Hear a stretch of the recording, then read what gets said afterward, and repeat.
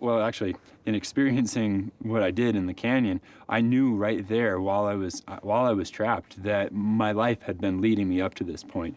It was like there was this gravitational pull, perhaps not of that specific place or that exact experience, but of an attraction to the edge of life and death, and really wanting to discover and know myself in that place, at that edge.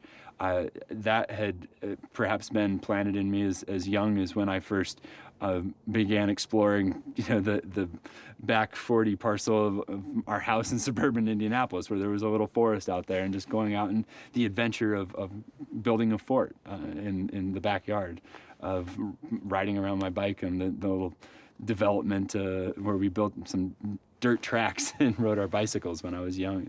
Those kinds of things, like the adventures along the way. And adventures are always relative to past experience. So in order to feel like you're on an adventure of some uncertainty, you have to be doing something that's farther than what you've done previously. And of course, that is leading you along a path of almost inevitable climax, that you will eventually get to a point where the uncertainty and the adventure is more than what you can handle. The essence of my entrapment was the being in this place isolated from all of the people that I loved and who loved me. And then there was my effort to reconnect with them. So that to me, like the plot line of this, in a story sense, is that it was me being separated from them and trying to reunite with them. Working with Danny has been a phenomenal experience of having someone incredibly insightful, very creative, and also extremely sensitive to how personal, especially this story is. Working with him from the start 4 years ago, when we first met, seeing the treatments, that his book, his copy of my book, was totally written on every single page, the highlighted, underlined, notes in the margins, dog ears, and all four corners of the book. And he'd put that much preparation even before our the first time we ever met.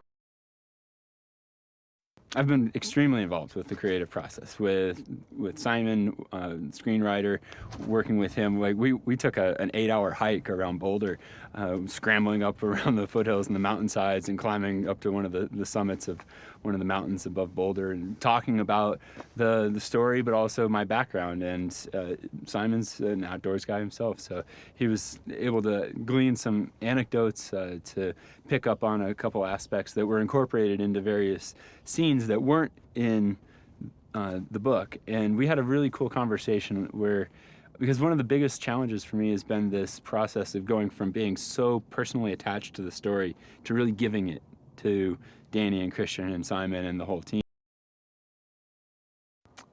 Working with James Franco, the first thing I did when I found out that he had gotten the role was that I had to look him up, because I didn't know by his name who he was. And of course I pretty well instantly figured out that, oh yeah, I've seen like half dozen of his movies, and he definitely had the dramatic chops to be doing what he would be doing in this film. So I was really psyched to then get to meet him in January, and the first time we got together was in Los Angeles, a hotel room with Danny Boyle and Christian Coulson, and Simon Beaufoy was also there. So the group of us, we went through the script somewhat as well, but it was mostly to have James and I the opportunity to meet and get to know each other, also for James to start to kind of figure out the person who's behind the role.